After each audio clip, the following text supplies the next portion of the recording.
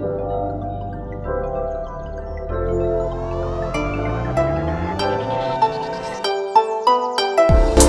listener. This is the Bonsai Time Podcast coming at you. I want to say happy holidays, and this is a special episode coming from all of us. Myself, Ryan, Kelly, our new member of the Bonsai Time team, and our wonderful guest, the infamous Julian Tsai. And let's move on to the history of Christmas tree species and ultimately their stability for bonsai. So I took several different Christmas traditions and traditional tree species, and like I was saying, I explained their history based on different sources online. All of the sources will be linked in the show notes. There's some pictures here and there that we'll describe, which will also be in the show notes. And we can just kind of see how much time we have.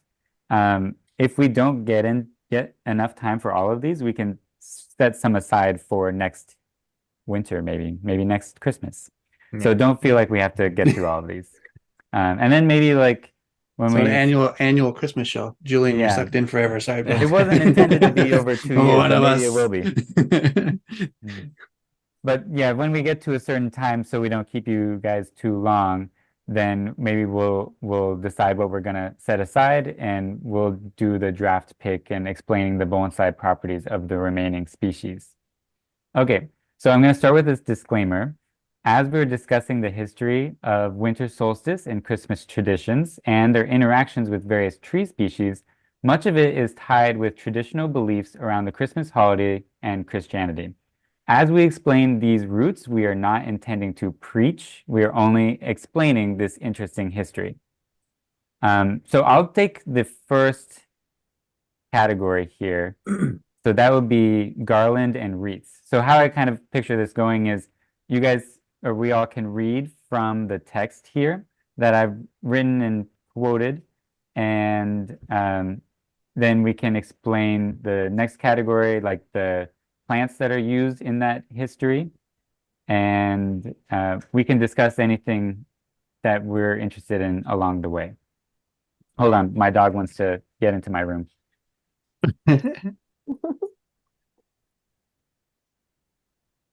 Again, Julian, thank you for hanging out with us, man. Oh yeah, it's no problem. Yeah. Hope you're having a good time. Kelly, how are you doing over there? Yeah. Good.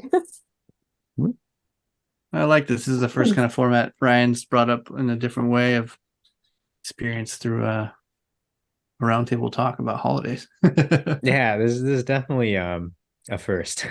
Yeah, it may be weird, but since I teach to all these undergrads and half the time they're on their phone or giving you the blank stare, I spend a lot of time thinking like, how could I make this more interesting? So this is a little micro experiment for that. Okay, so the first big unit, if we can call it that, is garland and wreaths. So long before the advent of Christianity, plants and trees that remained green all year had a special meaning for the people, or for people in the winter. Just as people today decorate their homes during the festive season with pine, spruce, and fir trees, many ancient peoples hung evergreen boughs over their doors and windows.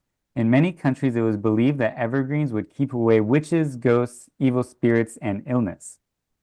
So, especially in the northern hemisphere, ominous beliefs were attached to the shortest day of the year. People from Egypt and throughout Europe believed that the short daylight hours in winter was related to a god experiencing illness, and that during the days when daylight got longer, so after the winter solstice, the god was recovering. People hung evergreen plants such as conifers in the north to remind them of the coming season of summer, and palms and other plants in the south, like in Egypt, to symbolize the victory of life over death related to that god's illness. And in different areas, they would have kind of believed in a different god for that, but that was overlapping in both of the regions.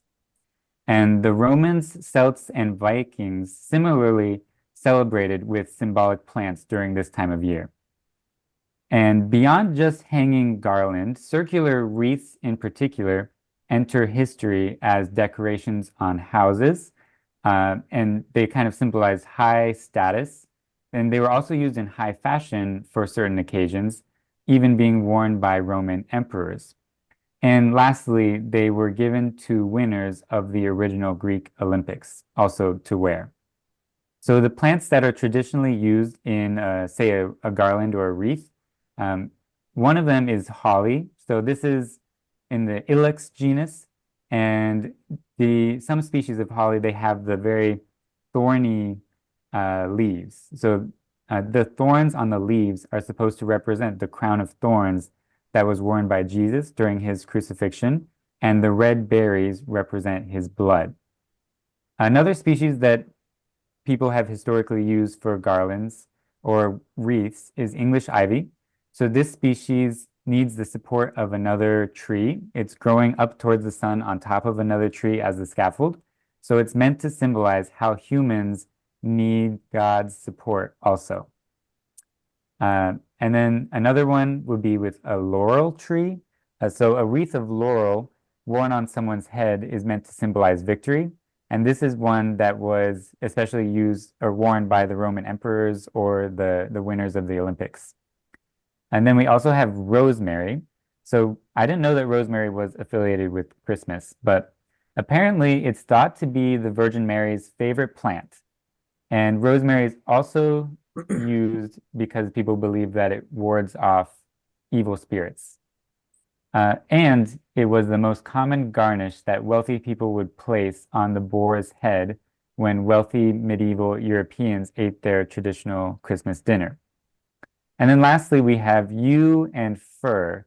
So these evergreens were meant to symbolize everlasting life. So if you guys have any comments, we can talk about them, or we can just go to the next one. However you want to do it. That's really interesting, I'll say. That's really cool. So would someone like to read the history of Christmas trees? I will. History in Europe.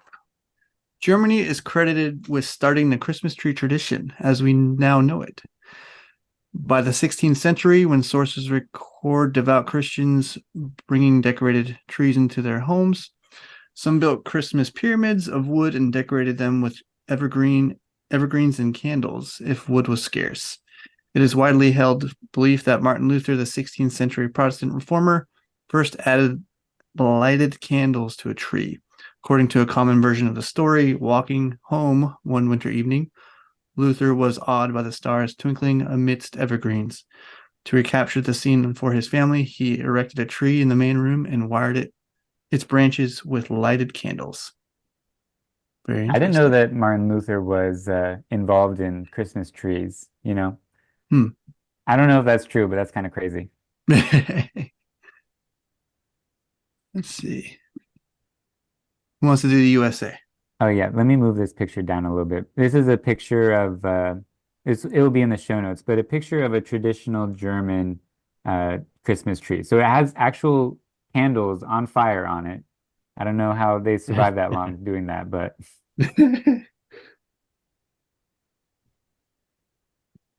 let's see. In the USA, in America, Christmas trees were slow to be adopted.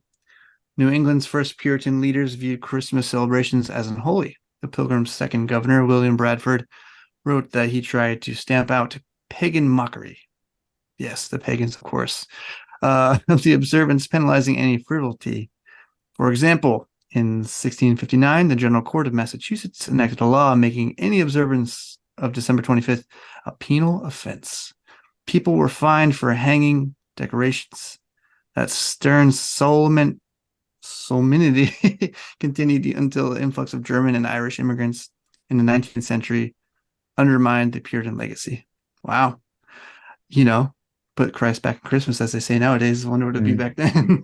Yeah. One thing that's really striking throughout this is kind of comparing the old beliefs. Like maybe the current way that we celebrate Christmas is really not that old. Yeah. I don't think so. Mm-hmm. Even in the 1800s, most Americans found Christmas trees an oddity. The first records of Christmas trees being cut for display comes from the 1820s in Pennsylvania's German community. Interesting. Although trees may have been a tradition there even earlier, as early as 1747, Moravian Germans in Pennsylvania had a community tree in the form of a wooden pyramid decorated with candles. But as late as the 1840s, Christmas trees were seen as pagan symbols and not accepted by most Americans.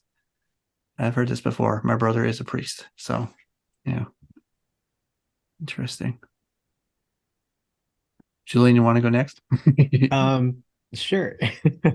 So, yes, in more modern US, by the 1890s, Christmas ornaments were arriving from Germany, and Christmas tree popularity was on the rise around the US. It was noted that Europeans use small trees about 4 feet in height, while Americans like their trees to extend from floor to ceiling.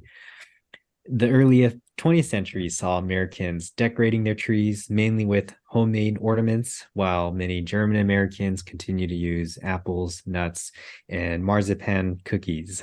String popcorn was added to the tree's decorations after being dyed bright colors and interlaced with berries and nuts. Electricity brought about Christmas lights, making it possible for Christmas trees to glow for days on end. With this, Christmas trees began to appear in town squares across the country, and having a Christmas tree in the home because it became an American tradition. So where are we going on? Yeah, you Christmas can tree? skip this little bit. Basically, the article went on about a lot of details about Christmas trees in other countries, and Yeah. I will link to that article where we got a lot of this information from. Uh-huh. I want to ask a question for everybody, though, Yeah. of this topic with Christmas trees, cutting them down and displaying them. I find it odd myself because every year I remember being in Oregon, always going to a U-cut farm where we cut them ourselves because they grow so big there. Yeah. For all of you, is it weird not to have a plastic tree, or do you cut your own? I've never had like a live cut Christmas tree actually. Yeah. Me neither. Sad. What? Yeah. What about you, What about Kelly? you, Kelly? Growing up, I had a plastic, but then got older, we got a cut Christmas tree. We don't cut it ourselves, of course, because there's no trees here to cut. But they shed a lot, so kind of stopped with that because it just got really messy. You know what I was kind of curious about? Maybe I missed it when you guys were reading, but why is a Christmas tree seen as pagan? Like where they weren't worshiping the tree, so I don't understand that part. A little bit that I've been told on that from my brother being a priest was that the lights symbolized the solstice and that enactment of praising a god and having the light shine as a festivities and the parties and things forever to party throughout the night and be pagans and whatever that means. The little gist that I took from him, because my brain shut off after hearing that from him, was like, okay, we're done. Yeah, because I've heard of Martin Luther being the one that started Christmas trees because he saw the stars through a tree when he was walking. He thought it was pretty. Yeah, I never heard of it as pagan. It could also be something related to the types of trees that were involved. And so like maybe since it's the same types of trees that they use for their wreaths to some extent, like a fir tree being very common, and these evergreens that have certain symbolism. So maybe that's part of it. Can't say for sure. Okay, so just typed into Google, why were Christmas trees seen as pagan? It says here, evergreens were also used as a sign of eternal life by early Christians in catacombs under Rome, but until the mid-19th century, Christians viewed the Christmas tree as a foreign pagan custom. Pagans would bring fir trees into their homes at Yuletide because it represented everlasting life and fertility. But bam. I think a lot of the Christian traditions, they maybe willingly or unwillingly, or were forced to by the European population, kind of adopted from the pagan traditions. Touchy situation these are. Kelly, do you want to do the section on Christmas tree stats? So this is live Christmas tree stats. Apparently there's a association for real Christmas trees, and they put this out. Okay, Christmas tree stats. 25 to 30 million Christmas trees are sold annually in the U.S. The U.S. Christmas tree industry employs over 100,000 people. There are 350 million Christmas trees growing in the U.S.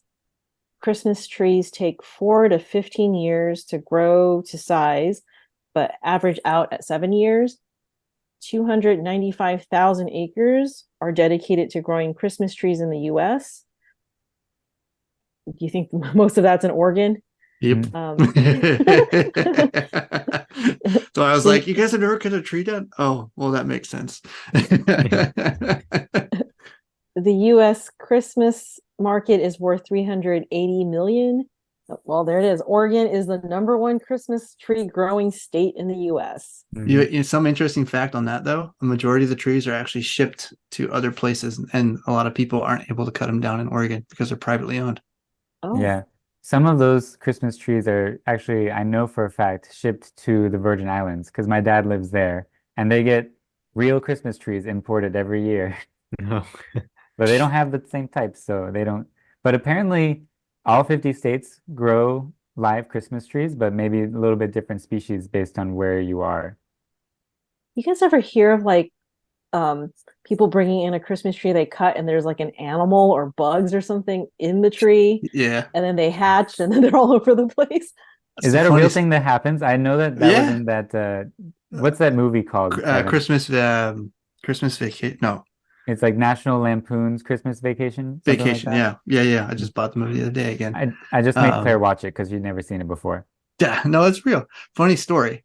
When I was living in Portland, went to Portland Nursery, and they had their Christmas stuff up, and I was just looking at their huge, vast display of like the bonsai trees they have there are pretty nice actually to start out with. Some are more expensive than others, but I walked by this Christmas tree on display and I saw a dead squirrel in it, and I was like, "What the heck? Is that real?"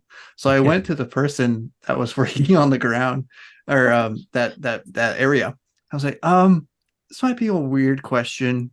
Probably that you'll ever hear today, or maybe this whole season." She's like, "Okay." I'm like, "Do you have a dead squirrel on purpose in your tree?" She's like, "What?" I was like, "There's a dead squirrel in your tree." She's like, "Oh my God. Oh Did my you God." say this was at like a bonsai display or something? No, this was at a Portland Nursery in a very large landscape nursery, but they have bonsai trees there, nice established ones for sale. And they had them, nurseries will have like Christmas trees around the whole lot just to show off like decorations. But there was a physically dead squirrel in this tree. And the person's face, she's just like, her eyes like bulged out of her head. It looked like she's like, "Oh my God, I gotta take care of that right now." And I've never forgot that ever. It was just like, what a interesting holiday season you must have for yourself. I guess it does happen. It does. I've heard it happening when people go to the mountains and cut them out there, in that way. Yeah, I do know back when I lived in Washington, some of the national forests, when I was looking for transplant permits, they would also have Christmas tree permits. So as a tax-paying citizen, you are entitled for certain national forests. You can go to the ranger office, get a Christmas tree permit. You can go out and cut down a tree of a certain size and take it home. But it's like certain times of year that they'll allow you to do that, They do that in Lake Tahoe here. Mhm. I've never been to Yeah. Lake Tahoe. Is there any digging out there, like Yamador or anything? I think it's called the Inyo Valley. It seems easy to get a permit.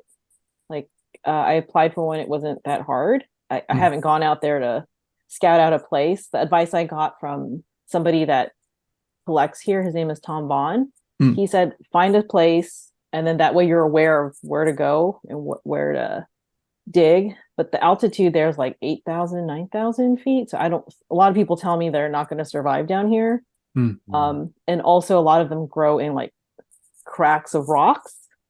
So, I mean, Julian could probably rock climb up there and get it, but it might be hard to pull out of there. Lift the rocks up by his strong hands, like, "Yeah, I'm away." Definitely, yeah. If it's growing in cracks and you pull out trees like that, unless you have like an intact root ball, right, it'll usually just kill the tree. So definitely not recommended.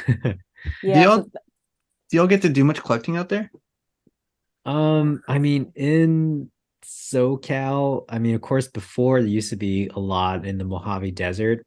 Yeah. But like those original collecting grounds, which were private land, either it's been like over collected because this is like 60 years of collecting, right? And so continuous collecting for decades.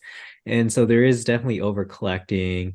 So some of the private lands that like the old timers would go on is no longer accessible for bonsai people. Mhm. You can get permits sometimes from BLM, Bureau of Land Management.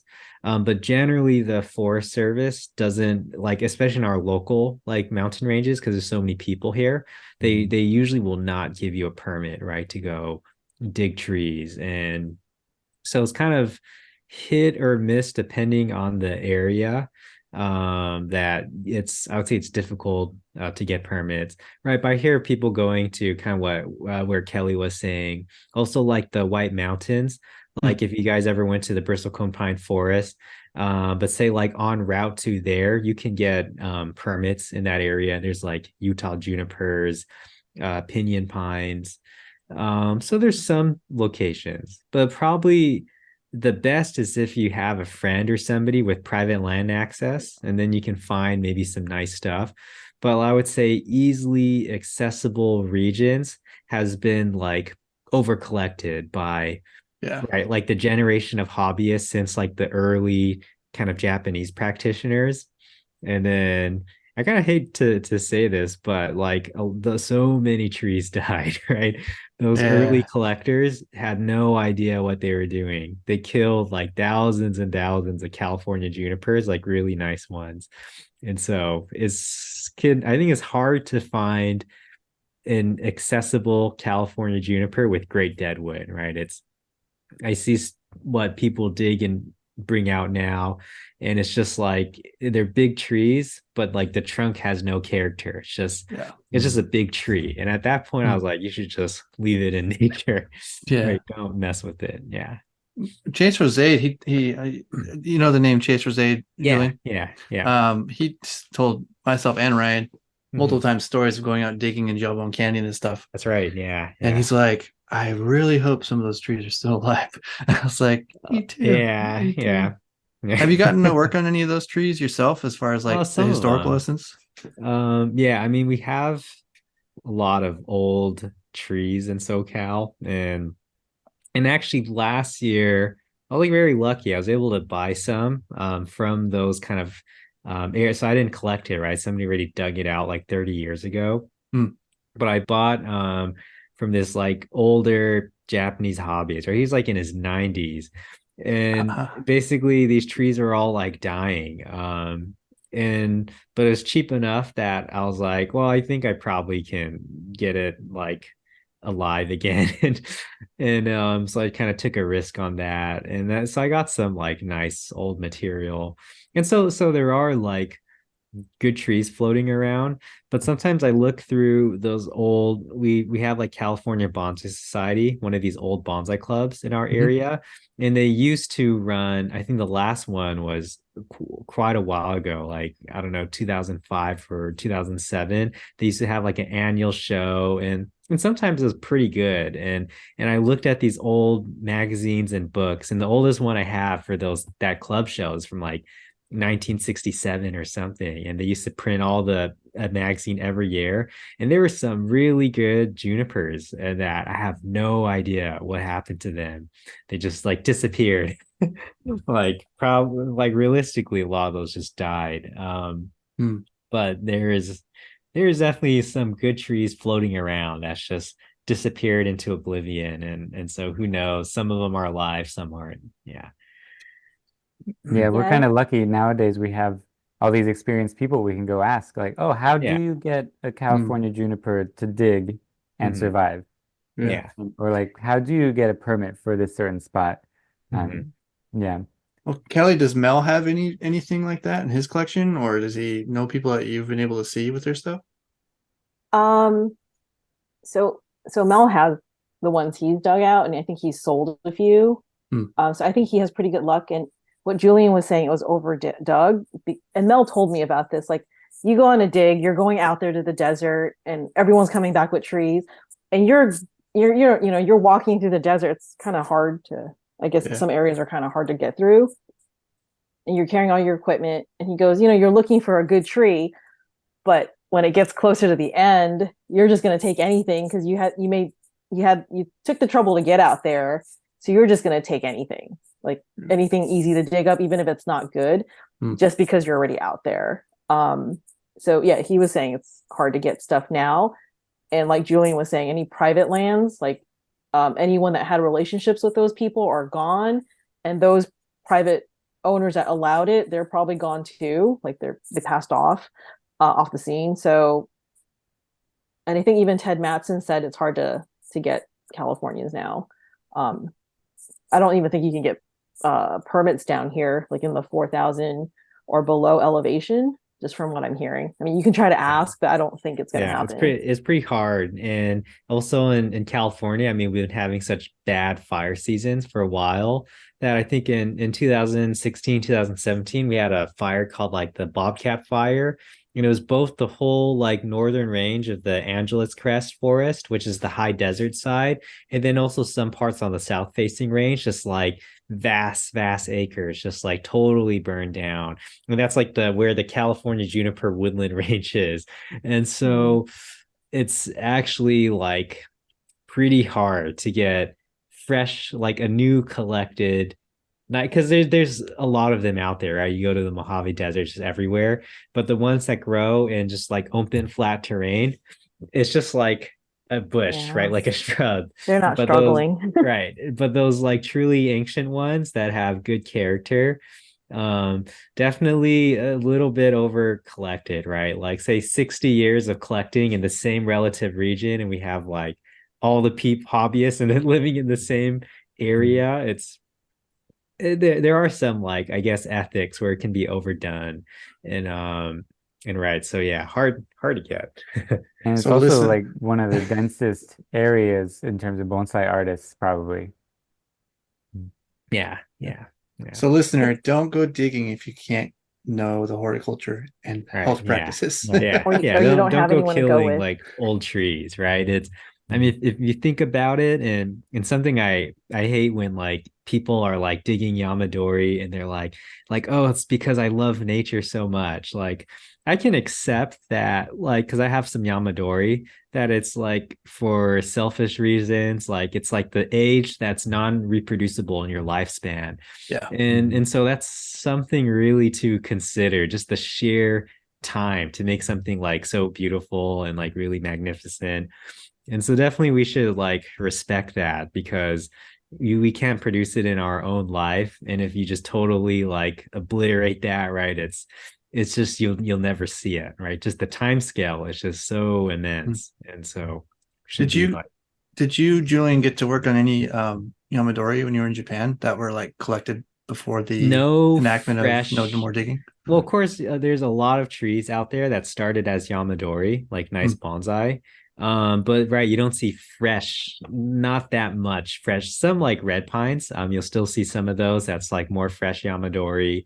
Really almost no junipers.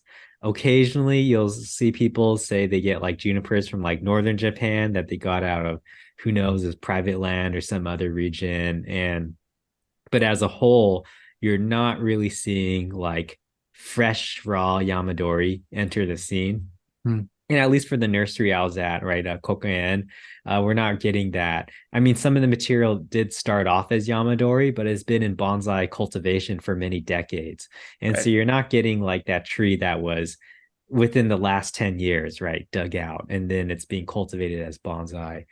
Because right in Japan, they say like no more wild Itoigawa, right? It's been overdug from the mountains, which I totally believe that, because like when there's, I guess, so much financial incentive, and say you're like a poor farmer or whatever in Japan like 150 years ago, and like some guy's like, I'm gonna give you 200K for this tree, you're like, shit, like why am I like like hell yeah, right? Like, I'll quit my like, job today. I'm gonna like dig out this tree, and like, and so you can see it's just like people like can't resist, and honey, I'm home.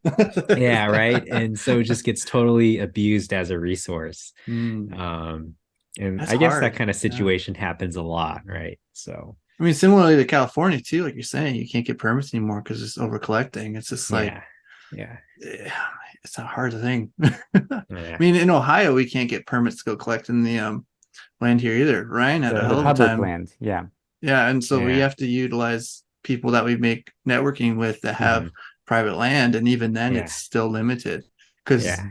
it's more deciduous based Right. and Yeah. very long, very tall. Ryan Mhm. and I are doing an experiment right now about digging seasonally and drum Mhm. shopping and stuff. And Yeah. I remember I was listening to the podcast with Dan and Steve Varlin, where they're talking about their collecting experience and how they're collecting basically 100% off private land, right? Yeah. Like Forest Service did not give them the okay and approval to dig trees. So it's all just getting permission from like ranchers and private landowners. And yeah, I guess it's not necessarily that easy to find trees. Yep. Yeah, it's It like a pays whole to be good at ordeal. networking, even in Yeah. bonsai. Yeah. Randy Knight Yeah. told me that too. He's like, Yeah. I don't do public land anymore. It's too much of a hassle. They Yeah. want too much money. I was like, Okay. Yeah, nice Yamadori tangent. I'm always down for that. Let's reel it back in. Yeah. Okay. Now yes, we're teacher. Yes, last teacher Ryan. point on Right. Christmas trees. So the type of tree varies widely by region. I was really looking for some statistics on like what is the most common Christmas tree people use in the US. Couldn't find anything like that. I did find a couple different sources that claim like these are some of the most common trees, but they didn't have any real stats behind it. Yeah. So just speaking broadly, many conifer trees, including pines, firs, spruce, and juniper, maybe they're the most common in the northern US for Christmas trees. I mean, you go southern, you're going to hit a lot of the pine plantations. So that's a lot. You got your pines that grow in Florida specifically, and then you have your other pines that grow maybe in Alabama. It might be a little different. So that makes sense down there. I don't know. But then you got your plastic trees too. So there's a little different species. Yeah, nowadays I wonder if plastic trees are more common than the live ones. Just go to Costco. Yeah, and they're probably cheaper over time, but there is that stat that you have to use your plastic tree for 20 years for it to be more like less carbon intensive in terms of like less polluting than chopping down an existing Christmas tree from a believe Christmas tree that. farm. Yeah. Yeah. So keep that in mind if you got one of those. Just keep using it as long as you Yeah. can. Okay, so who wants to read the history of the Yule log? This one's a little bit shorter. Kelly, excuse me. Sorry. Kelly, okay. No. Okay. So Okay. the custom of burning the Yule log goes back to and before medieval times. Although the first recorded burning of a Christmas log was in poetry in 1648. The term Yule log is first documented in 1686. It has originally been a Nordic tradition, as Yule is the name of the old winter solstice festivals in Scandinavia and Germany. Yule logs could have started out an entire tree or very large log that was carefully chosen and brought into the house with great ceremony. The largest end of the log would be placed in the fire hearth, while the rest of the tree stuck out into the room. The log would be lit from the remains of the previous year's log, which had been carefully stored away and slowly fed into the fire through the 12 days of Christmas. A smaller log might have been lit each evening through the 12 days of Christmas. It was considered important that the relighting process was carried out by someone with clean hands. Nowadays, of course, most people have central heating, so it is very difficult to burn a tree. The ashes of Yule logs were meant to be very good for plants, but if you throw the ashes out on Christmas Day, it was supposedly very unlucky. Yeah, so now you can just watch a Yule log burn on Netflix. This is one of those Christmas terms where it's just like I just heard of it in songs and never put any thought into what the heck that was. I'm with you there. Yep. And I tried to find maybe a picture or a drawing of someone or the Yule log with the whole thing sticking out of the fireplace. I couldn't find anything like that, but that's kind of what I have in my mind now. I You don't know. should have contacted Horst. Horst, Mm. he probably has a bunch of Yule logs. Horst? Who's Horst? Horst, Uh, the what's his, ceramicist, yeah, what's his Oh, last like name? Heinritzer. yeah, I've heard of Heinrich. him. Yeah, yeah, Yeah. he's super into Nordic. He is Nordic, so yeah. I see. So the species used traditionally for Yule log, these are mostly species in the UK, I think. Maybe it's a wider European tradition also. But it says oak, birch, cherry, and ash are the main ones that they used. So I'm going to do frankincense and myrrh, and I'm going to combine them because they are very similar. So frankincense and myrrh, they're both an aromatic gum resin obtained from an African tree and burnt as incense. And these are the two of the three gifts that in the Christmas story, the wise men come to baby Jesus and they give him these gifts, which I'm sure there's a whole theocratic like debate about like their significance as gifts. But I think part of the story, as it was told to me as a kid, is like, oh, these are gifts that you give to very wealthy people. So it's like symbolizing baby Jesus's importance, that these people who never met him had somehow knew to go there and gave him these very valuable gifts. So in the case of frankincense, it is also called olibanum or gum olibanum. And this ancient aromatic oleogum resin is commonly associated by the three, okay, I already kind of described that, the three precious gifts given to baby Jesus, along with myrrh and gold. That was the third one, by the three wise men in the New Testament. In Islam, frankincense resin has been widely used also in mosques, ceremonies, spiritual gatherings, and herbal preparations. This aromatic treasure has been a popular incense in the Arabian Peninsula as part of daily ritual to perfume clothes and indoor space and to evoke a positive mood during gatherings and other social activities. Has So now anybody talk. ever Oh, been go in ahead. has anybody ever been in a Catholic service where they're doing the swinging of the chain and burning the incense like that? Is that? I think I've I know seen that. I think it's frankincense. I can't remember which one it is, but I know I was in one when my brother was doing it. It's a trip. It's Hmm. so much smoke. It's just so much of that. It smells like you come out of it and you're just like, I smell everything that smells the same. Mm. This is another set of things where it's like I've heard about it. I had no idea ever since I was a kid what the heck these things were. Even incense, I had no idea like what is incense actually made out of, but interesting to know. So the species of trees that make frankincense in this case. So frankincense is from the genus Boswellia, and those trees are native to Somalia. They grow on rocky slopes and especially in the northeast.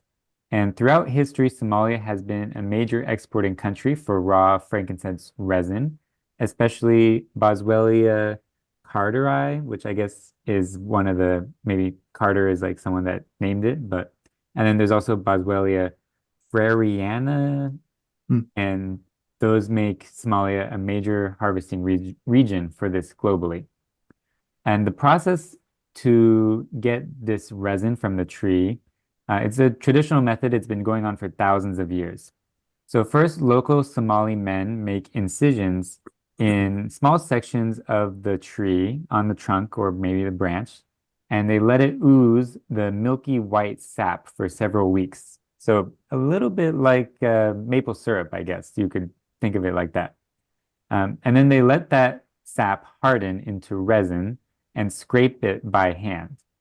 Then they collect the resin in baskets, and the Somali woman clean and separate leaves from the resin. And so here I have two pictures. One is kind of like a young Boswellia genus member it looks like it's in a pot. Maybe it could be a bonsai. And then the other one is a wild, full-sized one.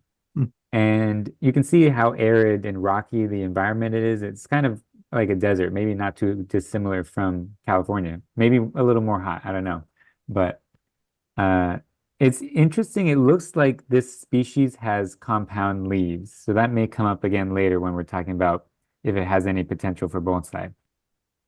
Did you guys know that the largest population of Somalian immigrants is in Minnesota, and Ohio has the second largest in the country? Did not know that. Yeah. Yeah. Yeah, we do have a good Ethiopian restaurant in town too. I gonna love say. Ethiopian food. Yeah.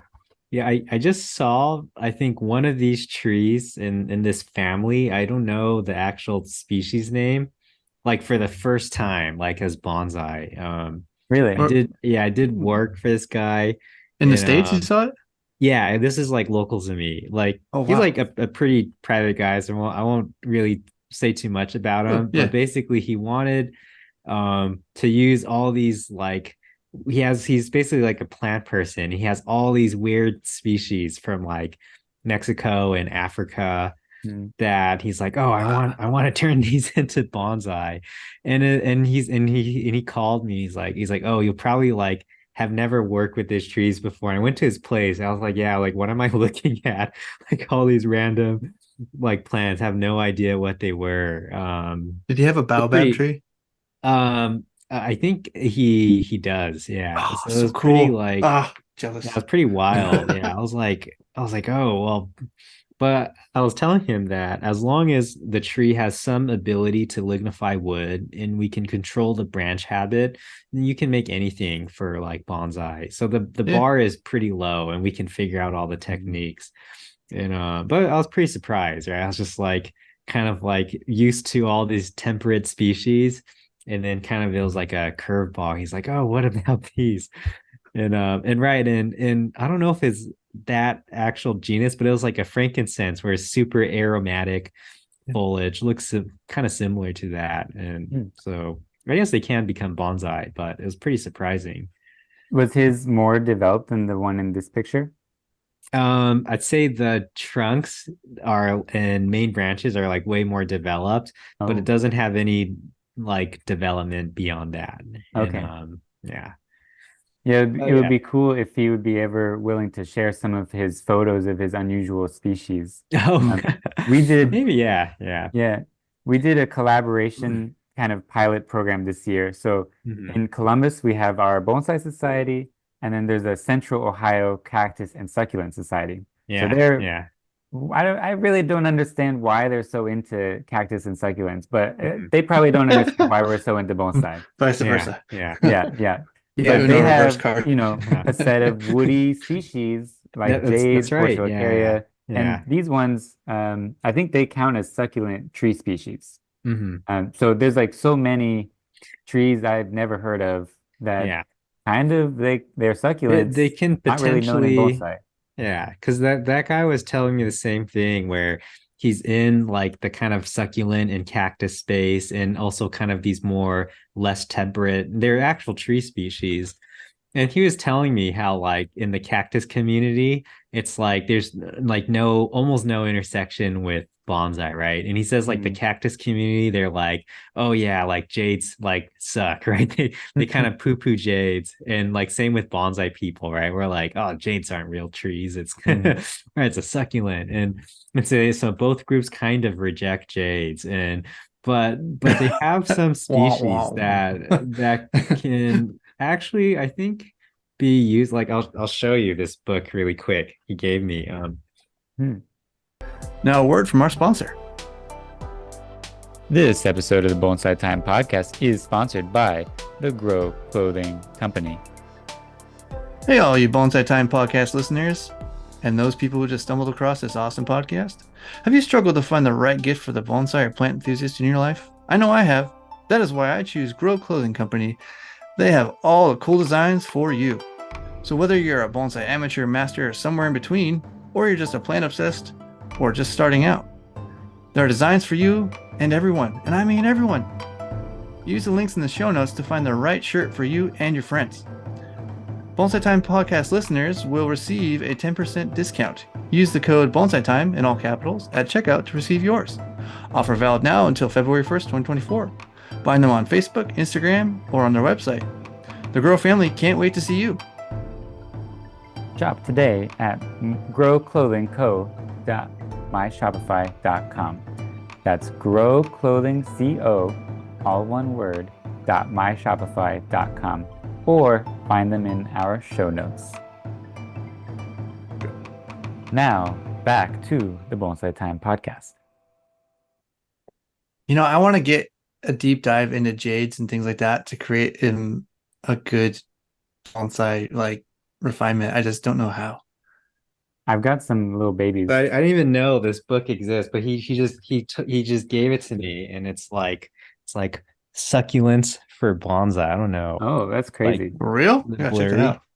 It's So like, then, I'm gonna Google Julian, that have you and done a I'll lot put of it in work the on show notes. Have you done a lot of Yeah. work now refining jade and stuff? Because I'm trying to get into that. I have a few I only girthy have jades. like a few, which are ones that Frank Yi gave me, who's like the OG cork jade guy who made the variety. And for me, that's they're cool. kind of like a novelty. It's like, and they can be nice, right? I don't know, you saw the big one, Pacific Bonsai Museum, right? Yeah. That came from Florida. There's a guy, I can't even remember his name. It's like Jim something, that is an old school tropical guy in Florida. I think he made a lot of them. And so some of the big ones, especially when they get old enough, they look pretty cool. The small ones is just kind of, I mean, they're fun, but you have to say it's not a tree, right? It's like, Yeah. It's a really tall succulent. yeah, right. It's just, in the end, it still doesn't have that same presence of a tree. Mm.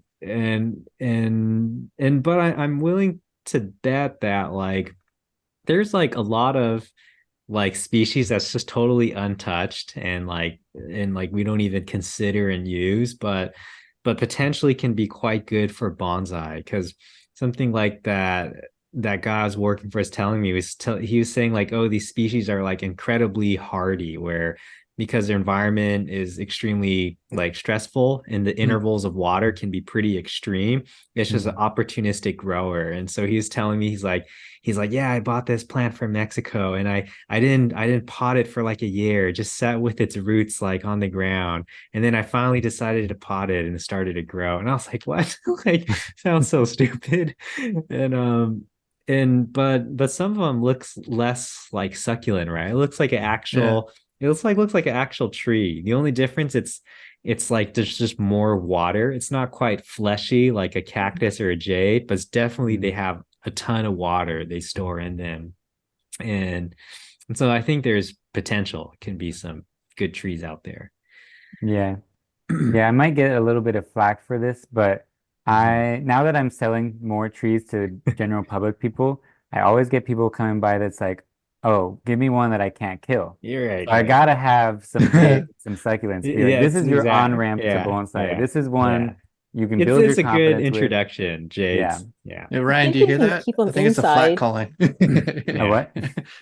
So do you hear that? I think it's a flat calling. It's I coming think to you can get you. keep them inside, right, Julian? Yeah. I mean, Jades, it's like, yeah, you can grow them inside as long as they have some, even in low light conditions. I mean, it just means it's going to grow slower, but at least it's not going to die, right? It'll continue to grow. I think the only issues I've heard of is like they can rot. Where say if it's like always wet and then the tree is growing so slow that it's just not moving water, and then that is a possibility. But say like if you don't overwater, it's planted in good soil, right? In the sense, it is a good beginner's tree, because at least you can get those first concepts of bonsai, like making branches, repotting the tree, building the tree, and So for me, they're kind of like a novelty. It looks cool, but it's not bonsai. I think this is the first year at Nationals they had a jade tree. Do you remember that? Oh, did they? That was cool. I saw that. I think previously they didn't allow that. No, I don't know how I feel about that. It's kind of yeah, I think other people think kind of illegal. Like, speaking of beginner trees, do you think most people should start with ficus? You know that honestly, it is a pretty good beginner's tree. I mean, it's very adaptable. The only hard part is, right, depending on your climate, you need winter protection, right? And so that's the one drawback. So be location dependent in terms of how easy or not that can be. Or Procumbens nana. Yeah, right. Which is like the universal beginner's bonsai. Everything in the kitchen sink. You can bring a ficus indoors. Yeah. I have one right now. Ryan's watching for me while I'm going to be going to Oregon for a holiday. Yeah, so far so good, Kevin. It's pushing out new growth after the whole don't put boiling water by a ficus. Yeah, now you got to explain the whole story because people are like, why the hell did you do that? So it was just a mistake. We boil water from my daughter's bath, so it's a little warmer because water heaters aren't as strong here as they are in Japan. But I had put my ficus on the stove. Nobody was using it. And I forgot because I was studying. And then my wife proceeded to boil water. And then I remembered after about 10 to 15 minutes of the water starting to boil and the steam coming up. And I looked and the leaves were just brown, black, dead. And I was like, oh, Lord. Okay, this is interesting. And, I didn't get mad because I knew it push back. I was just like, this is a learning experience. And then talking to Dave Clutchin about it, he's like, dude, those things, it'll take an army to kill it. I was like, okay. And then Brian's, like I said, watching it for me because he's got a good indoor setup with his nursery stuff. And thank you, Ryan. I got you. So yeah, so listener, don't boil water next to any tree you have. Yeah. So the last point I showed you the frankincense trees. The last little point on myrrh, it's very much overlapping. I think both of these are in the same family, but myrrh comes from the genus Camifora, and these trees are native to arid areas of Ethiopia and also Somalia. So here I have a couple pictures of the Camifora plants, one kind of being like a small one, maybe potential bonsai material, and then the full-size one. And then when I was looking this up on Google Images, I did see, I don't know if it's different species or different time of year, but there's some that are more skeleton-like. And what I suspect it could be, since it is a succulent, maybe it's like in the times where it has lots of water, then the leaves come out, and then the rest of the time maybe it loses the leaves. There is a lot of desert plants that have that ability. Yeah, this was the one I saw, the myrrh.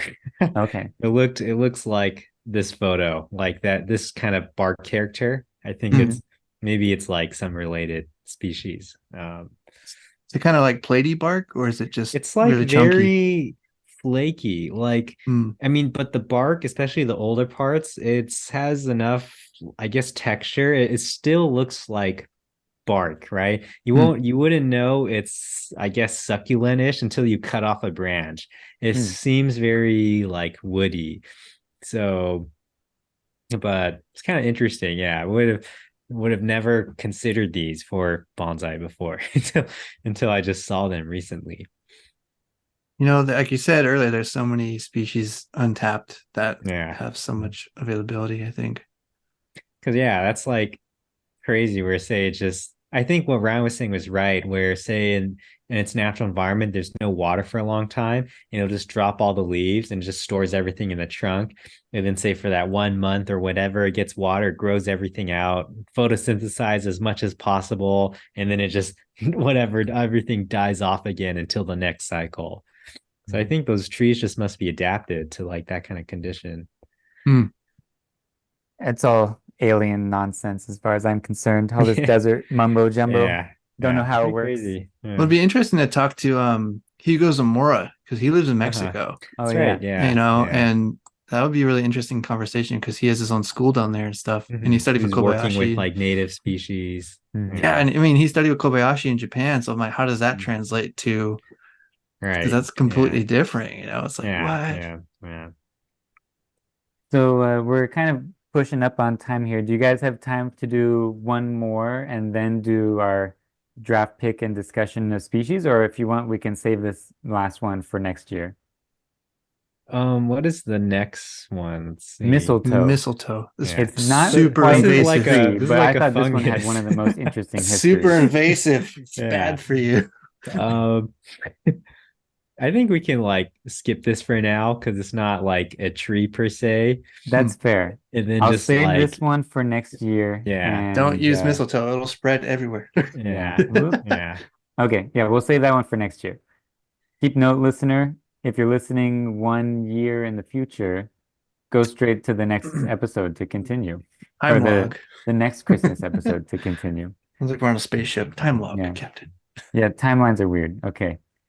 Okay, so let me just remove this one from the list. Okay, so now we're going to do our Christmassy tree species draft for bonsai. So here we will go in a round robin style draft pick to explain and discuss the merits of each species for bonsai. Pick, and this is instructions for you all, pick as though your team, the species that you choose, is the only set of species you can use for bonsai. Think about what could you give up and what can't you go without among these options. And at the end, you'll have to defend why your team is the best set of species for your enjoyment of bonsai. Oh. So, Julian, Okay. the options are holly, English ivy, yew, fir, spruce, pine, juniper, laurel, rosemary, and I'm gonna bundle up myrrh and frankincense again since they're kind of overlapping. Yeah, yeah. And then oak, birch, cherry, and ash. So for now, you can just explain. Maybe it will be quickest if we just explain your pick. So Like- like just pick one. Yeah, just pick one and we'll go one at a okay. time. And then at the end, you can explain why you picked the ones that you picked. How's that? Sure, yeah. We'll pick oak then. Okay, good oak's off choice. the board. Yeah. Good choice. Okay, Kelly, you're up next. Juniper. Oh, I stole That's a good pick. Oh, I Kevin? should have given that to Kevin since his No, it's daughter. I have my own juniper every day. It's cool. No more junipers for Kevin. Oh man. Does that say you fur or you comma fur? Oh, you comma fur. Two Okay, separate sorry, my ones. screen's really small. I have my Mm. computer for school on this one. Let's see. I'm gonna thank you, Ryan. My old man eyes I have, I guess. I'm gonna say fur. Yeah. All right. I'm gonna go with you then. Me? No, I'm kidding. Back to Julian. I'll do a pine. Oh, fuck. I forgot pine was Yeah. there. I It's should have an done that easy one. Yeah. Rosemary. Duh. You Okay, got that Kevin. good ESPN. No, or yes, whatever you call it, ESP. Let's go with cherry. I feel like I'm picking like for a dodgeball team or something. You can dodge a wrench, you can dodge a ball. There you go.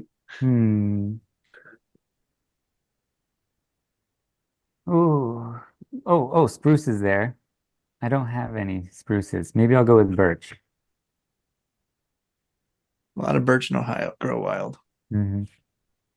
I'll take spruce. Fair enough. Yeah. How did birch do in California?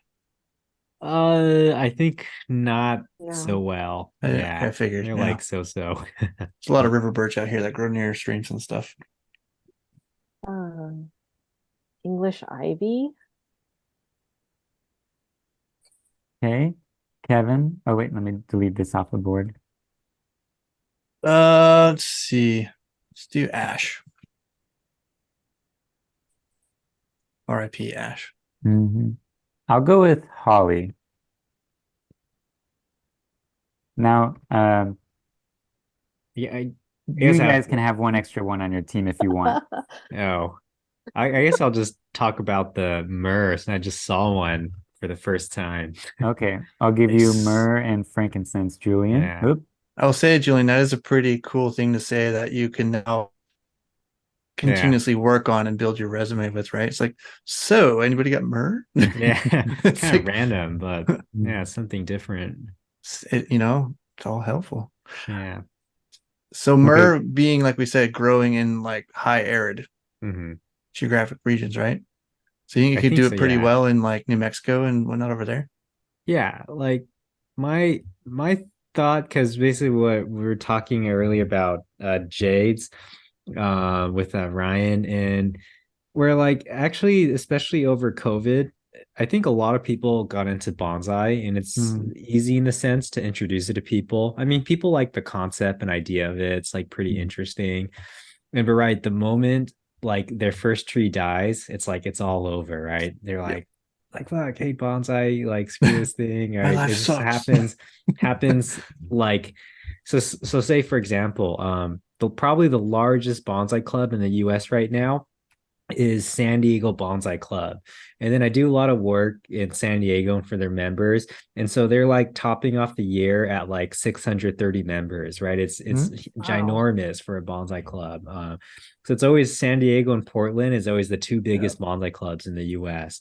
Mm. And but the thing is they start the year, and this happens every single year, at like 200 to 300 members. And it inflates to 600 at the end of the year, and it resets then you keep repeating that cycle. So the retention rate is like abysmal, right? It's like under Mm. 10%, where people like the idea and they get into it. And then once they realize it's like, oh, I have to keep it alive, like, and how do I grow a branch? And then the learning curve is so steep, and people are just like, oh, it's like not meant for me. I'm not going to do it. And they never make it past that initial barrier to find like the joy and interest in it. Mm. And so I'm like thinking a lot recently, like, are there like bulletproof species that's super hardy, right? And it's gonna tolerate a lot of stress, basically, but at least it's capable of, say, right, building branches, this whole concept of developing age and bonsai. So how do you cultivate something for a long time? So it's Mm. not like just the plant is old, but it's old as bonsai, right? That's kind of valuable in this kind of art craft.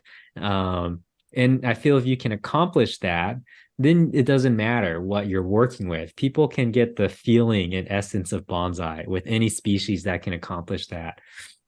And so so it's kind of interesting the sense this guy I'm working with, where I want to be like hopeful that like these species that is just dry for like 12, and it can just grow at any time, right? It's just Mm. opportunistic. I was like, that's like crazy. Like you can go on vacation and just not water your tree, and you just like you're What an just gonna get idea. water whenever I give it to you, right? Like you just suck it up. And I feel like if you can have a species like that, right, and you start normalizing the technique and exposure, Mm. then it's a great like intermediate to expose people to bonsai. And then they can think about, okay, now I want to delve into more temperate varieties or other species, or maybe they stay very focused in that area. With a I warning think there's label, like, water more often. yeah, yeah. So there's potential in that sense, right? Mm. And so I don't know. Yeah, that's what I've been like thinking about. I guess for species like the whatever, the myrrh and frankincense, but they're very much like kind of like baobab looking trees, right? Yeah. These kind of super giant, like muscular trunks, but it develops bark character, and the branches can bifurcate, and so I feel they can be like potentially pretty cool. Mm. It's possible to develop them as bonsai. So Ryan, maybe we should start utilizing those for the students at Ohio State Bonsai Club. Yeah. If I can yeah, get my hands on a cutting or a seed or something, I'll yeah, start some mother plants and yeah. we can try The them dorm out. The rooms only aren't thing I don't sufficient for know is growing like trees. how stuff like that handles cold. I have no idea. Mm. Like if their environments, maybe those desert environments get pretty cold, and who Mm. knows? Or That makes sense. freezing, right? Has all that Yeah. water in the trunk. What happens when you get like well below freezing? Does it just Well, Yeah. the obliterate the problem we're trunk? running into is like the students live in dorm rooms with circulated air. And Mhm. so it's like, oh, get a ficus or, a jade. And I'm like, well, I'm like, it's hard. Yeah, Like, yeah. it's a That's big struggle bus. yeah, it's not so yeah, it's not so simple. Yeah. From what I heard from the cactus people in Columbus, a lot of Mhm. them, there are a couple cold hardy cacti that, like prickly pear, can Mm. be planted outside here. But a lot of them have outdoor plants but they have some way to make sure that it gets very dry. Like it's in a rock garden and maybe they cover it so it's not really getting a lot of rain or snow on it. And apparently, if they're dry, they can handle the cold temperatures a lot better than if they're very full of water or whatever it may be. So, Well, that makes sense, like stomatal opening and whatnot too. mhm. Decreasing. So then are they xeriscaping with it, just like you would do in like Arizona? I'm Eh, not sure exactly. Some people do that. They kind of have a smattering of people, some people with indoor growing, some people with some kind of like a raised bed that you can put a little window on it or something, or move the plants in and out. So they do the bonsai shuffle a little bit in their own way too sometimes. But so, Julian, your defense of myrrh and frankincense kind of gets us into our next um, part, which is you have to defend your picks. Why is your team the best team for bonsai? Oh, okay. Am I Oh yeah, yeah. starting? Oh, So you okay. kind of explained myrrh and frankincense already, but what Yeah. about like why did you pick oak and pine and spruce out of all of those options? See, so I guess oak is itself is so many oak species, both deciduous and evergreen. But I guess one aspect of bonsai, let's say if we're trying to like balance this roster, and before I was saying myrrh, supposedly I don't even really know, right? But can be some very hardy tree that can create this individual character for bonsai, right? And you still get this experience of developing and aging the material over time.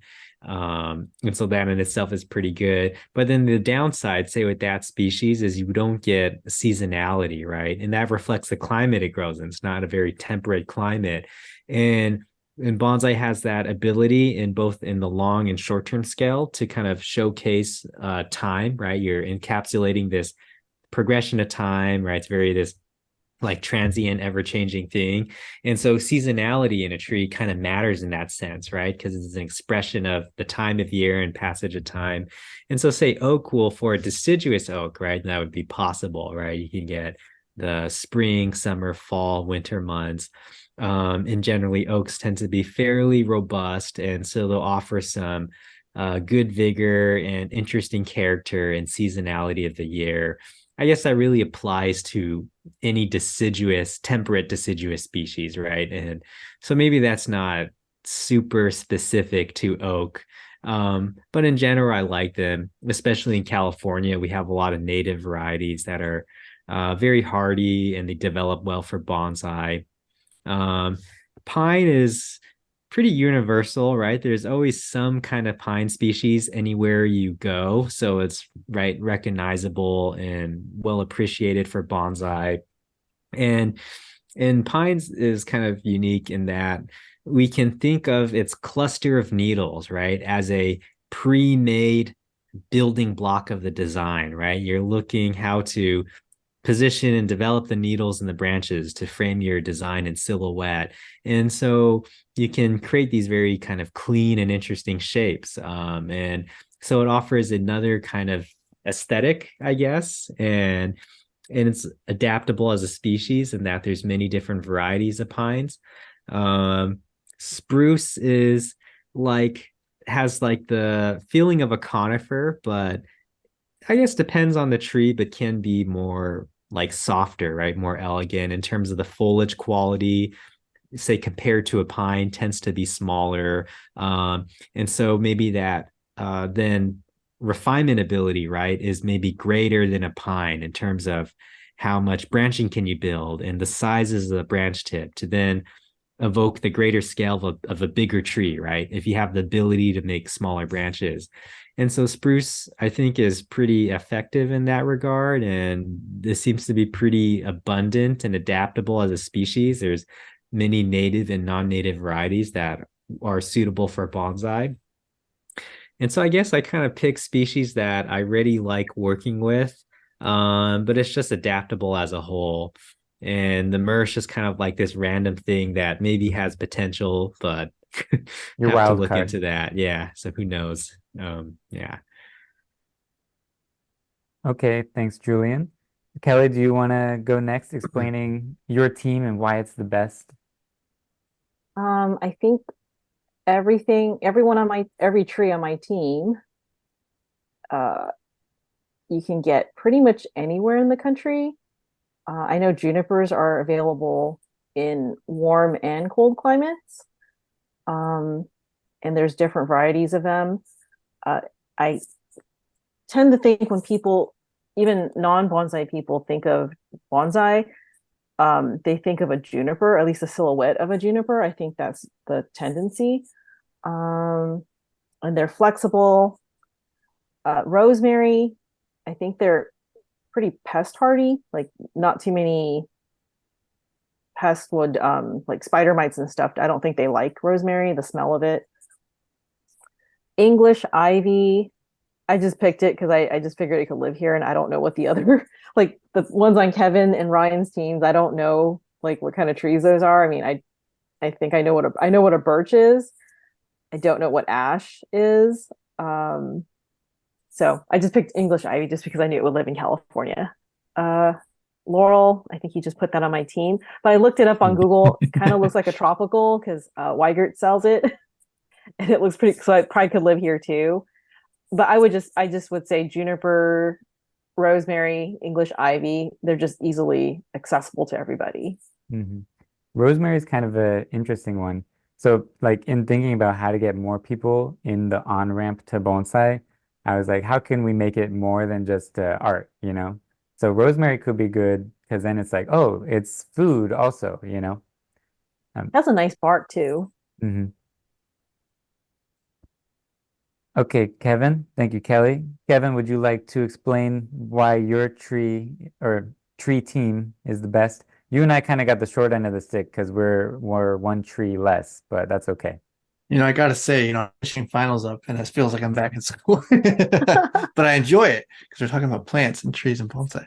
But it's funny because I'm known in my campus as the bonsai guy, and I'm like, I'll take it. I just need a shirt that says the bonsai guy. Fir, cherry, and ash. So fir, I like firs a lot because I grew up around the Douglas fir trees in Oregon. That's my favorite tree, one of them. It's what I think of when I think of like my first tree when I was a kid, just sitting on the Coast Range, camping and fishing, and just all those leggy tall trees, in the mountains. Cherry, I like flowering cherry. Like Yoshino cherry is one of my favorites. The bummer with them is that they don't last very long, especially in landscape. Side note, listener, did you know that in Japan they change out the cherry trees at the Emperor's Palace when they're starting to die with brand new ones that they've cultivated year round because they allocate them to be grown that way. I think the same thing is similar to that of the University of Washington campus, because similar to a willow, when they start, dying and getting nasty, they just fall over. So it could be a public problem. But I've yet to see many cherry, my case, Yoshino cherry bonsais in America. I mean, there's probably a lot in backyards that we don't see because, people don't want to show them. But I'm trying to air layer my Yoshino cherry that I bought from Home Depot. That was a grafted, really tall one. So I'm going to see how it took next year. It started pushing some really good roots, but we'll figure out what's going on. As far as ash, I've never seen an ash tree because they're gone. I've learned a lot about ash trees now in my schooling with horticulture. My advisor studied the emerald ash borer for her PhD dissertation, so I've learned a lot more than I ever thought I'd need to know. But they're beautiful trees. The green ash and the white ash are very limited, but it'd be cool to see some ash trees that maybe are in Asia, just different cultivars and things.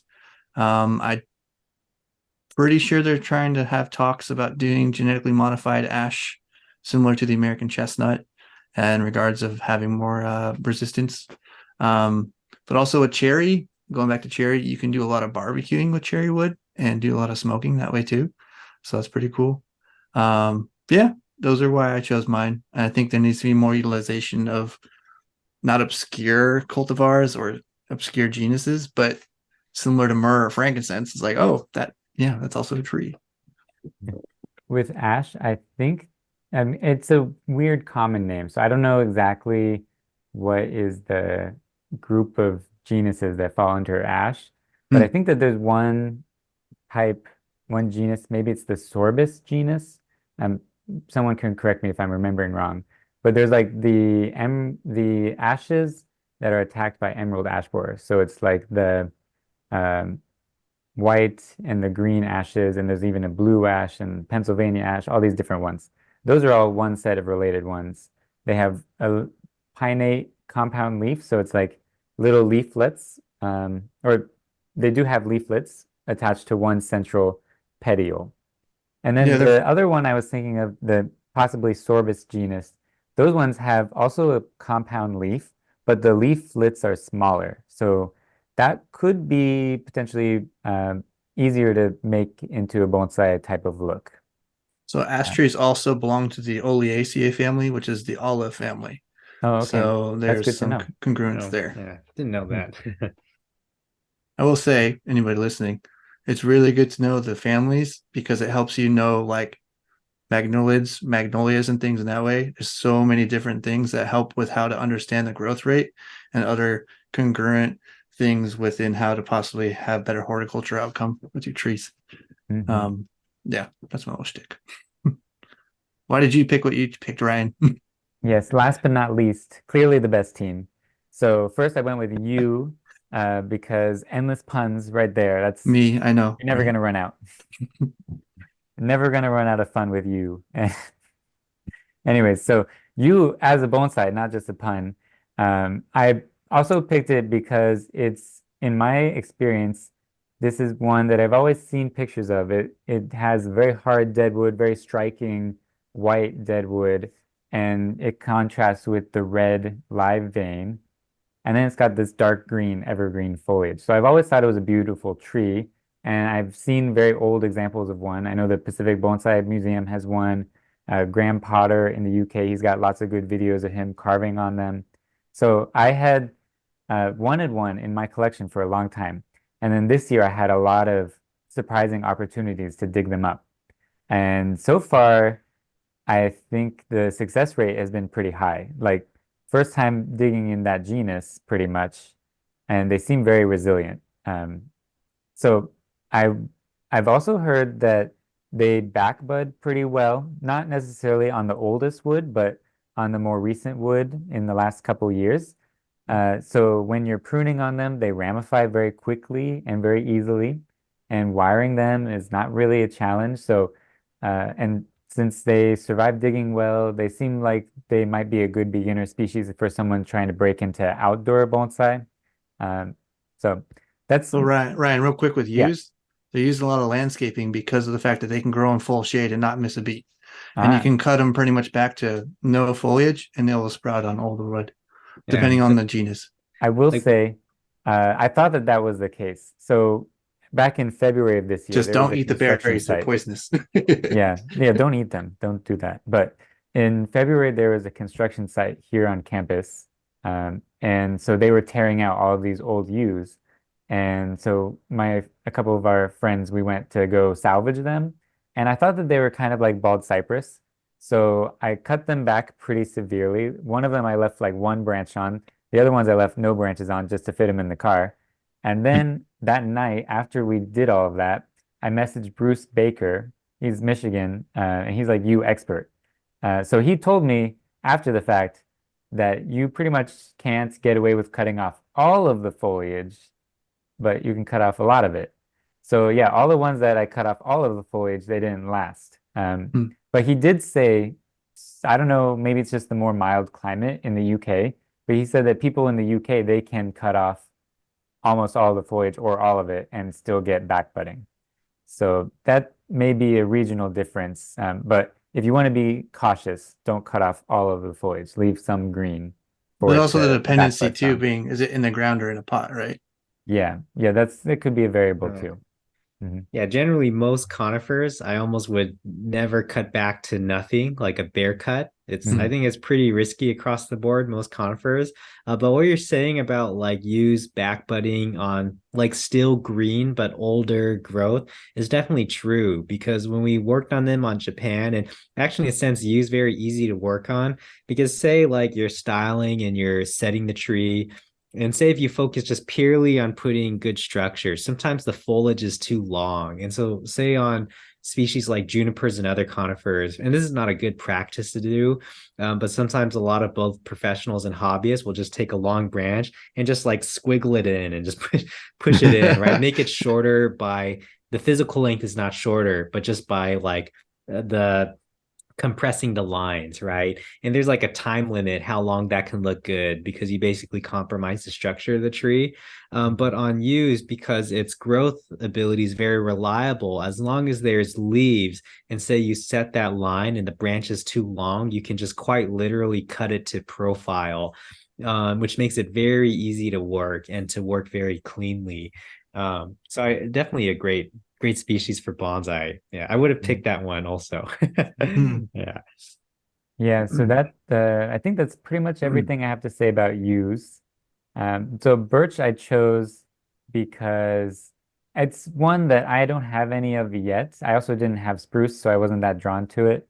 But our friend Brian, I went digging with him this past spring in some new areas in southern Ohio. So we found like a river stream bed, and we found a lot of birch trees there. So he dug one over there. I dug one of our native cherries there. So we're trying to experiment a little bit more with those natives. But so far, from what I've heard reported from him, it survived the digging pretty well. And I have heard from a couple other people that birch can make good bonsai, but I think maybe it's taken a while for people to pick up what to do with them or the fact that they could be used. Look Maybe up the Julian, you name. have some ideas or if you've heard anything more about that. But I think part of it is related to that they need a lot of water, right? Look up the name Dennis Votilla. He's in Portland. He has some award-winning birch trees and pears. I think he showed a birch in the national show in 2018. Yeah, and I think Sergio Kwan maybe he bought his birch from Dennis, or he has one for sure. Yeah. The only kind of caveat I've heard, anything in like the poplar family, or then like birch, alder, like aspens, cottonwoods, right? These are all the same family. Is that like at least in nature, they are a quote unquote short-lived species, and that say like, I mean, 60, 70 years, that's longer than most people's practicing bonsai. And so maybe that doesn't really matter, but it's a very much, in a sense, like a one generation tree. And where I don't know if any super long-lived ones are in existence, and what I've seen is when the tree just physically gets old enough, like normally like all of these in that like poplar family, when the trunks get old, right, they just rejuvenate from the roots. At some point the wood gets physically old enough that it doesn't want to push like new growth through it. So I would say and sometimes it could just be out of your control, maybe some big stressor, or it got a really bad fungus issue. It could be a risk where the tree abandons old branches, right? And it's just like mass dieback, and you have to regrow and build something new again. And I think they look really nice with like the bark contrast and then with the leaves. But I think that's like a hesitation that I've seen a lot, where there's some risk there in terms of the dieback and longevity of the species. Yeah, this group of birch in the genus, there's a good variety of different barks. Like some of them have that really smooth paper bark, right? Yeah, And some of them have an exfoliating paper Mhm. bark. And then others have a more chunky exfoliating. And Yeah. then others are more like chunky on the old areas and then really smooth and like the white or silver on the upper younger growth. So that could be a lot of interesting contrasts to go with your fall leaves or Yeah. what have you that might be unique to this group that you don't really see in a lot of other types of trees. And then the last one that I picked is holly. So kind of the theme of the last two picks that I made were experimenting and like just being interested in trying new trees that may have some merit. So I have seen one bonsai holly. It was one of Dan Robinson's. And I remember it was early on when I started to volunteer with him. So his had the thorny leaves and the red berries and everything. And I have no idea what happened to it. But I think it was over the winter, it somehow died. But I know that Jonas Dupuis also has different species of holly, but he does have one that was award-winning. I think it was at the Pacific Bonsai Expo. And I know there's a lot of other types of holly out there. So they don't all have the thorns, and maybe some of them like have different colors of berries. But it seems like a promising areas for another promising genus for exploration. So that's why I picked those three. Some of them have different colored leaves too. Different patternings and stuff. Well, I think that pretty much wraps up this whole great experiment in Christmas history storytelling that I had in mind. Yeah. So how was it for our you, listeners- Julian, and everyone? What's that? Oh. I was like, how was it for Julian? I would say like the hard part, I mean, because we're like quite literally just reading off a sheet that I think you definitely can tell, like listening to it, like because the conversation flow is like broken. You can definitely tell we're like reading off something. And so maybe like the middle segment of this podcast is pretty fragmented, where there's like so many tangents, and then conversations broken up by just like this kind of like monologue of talking. And so yeah, I mean, that's like a huge, if you're like editing this, Ryan, that's like a huge amount of work, right? Yeah, I'm just gonna to let make it be, flow they well. get what they get. They can tell us if they enjoyed it or not, and so can you. Yeah. So I would say that's the one, I guess, sort of issue where it's like a little bit of a little bit of everything, right? Kind of all over the place. Yeah. Like art, right? Modern podcast. Yeah. Yeah. I think that's everything that we wanted to cover today. So thanks, Julian, Kelly, and Kevin, for embarking on this experiment with me. And to our listeners, you guys can email us or message us on the Bonsai Time Podcast social media. Whose team did you like the best? Yeah. And if you have other ideas for Christmassy or holiday tree topics we should cover for next year's episode, hit us with that too. Black Hill Spruce. Julian, where can people find you? I have a website. It's justbonsai.com with like JUST bonsai.com. And then I'm on Instagram, Facebook. If you just search my name, it'll be there. And people can just either DM me on any of the social media or just contact me through my website. I'm open for any kind of questions or inquiries, and yeah. Awesome. Thank you. I think that's it. Yeah. That's cool. Yeah. Julian, we hope to have you on again sometime. Hope we didn't scare you off with our crazy experiments. Yeah. I mean, just like send me a message. I mean, I'm kind of open for whatever. So no, we hope to get you up to Ohio sometime. We were just talking about it in our board meeting. Oh yeah. Hopefully I've never been to Ohio before, so that would be a new state. It's not as much corn as in Iowa. Yeah. Definitely a lot of soybeans though. But Kelly, thanks for joining. Thank you guys. Oh yeah, this was a first episode Kelly's ever been on with us. So Julian, you've brought in both. Yeah. Cool. Thanks for setting us up, Ryan. I'm gonna get going. You guys have a wonderful holiday. Oh shit, it's like midnight. Okay. Gotta check on my daughter. Yeah, everybody have a good night. Yeah. All right, Merry guys. Christmas, everyone. Happy holidays. Bye. Merry Christmas. Bonsai on. Take it easy. Today's episode was recorded, edited, and produced by Ryan Houston, Kevin Ferris, and Kelly Louie. To find out more and see pictures relevant to today's topic or sponsors, see the show notes linked in the description or at bonsaitimepodcast.com. To submit questions, suggestions, or tree pictures for future discussion, find the contact form also on our website or message us directly at bonsaitimepodcast@gmail.com. If you would like to support us in making more episodes, consider rating us, sharing with friends, donating, or becoming a sponsor. Our music was provided by Mini Cancer. To find more of their work, check out their SoundCloud and Bandcamp pages. To stay in touch with us, subscribe to us in your podcast app or find us on YouTube, Instagram, and Facebook at Bonsai Time Podcast or on TikTok at Bonsai Time Pod. Also, Kevin and Kelly are at Kevin_FerrisPNW and Bonsai with Kelly, respectively, on Instagram. And Ryan is invivobonsai.com and on all social media. Remember, have fun and bonsai on.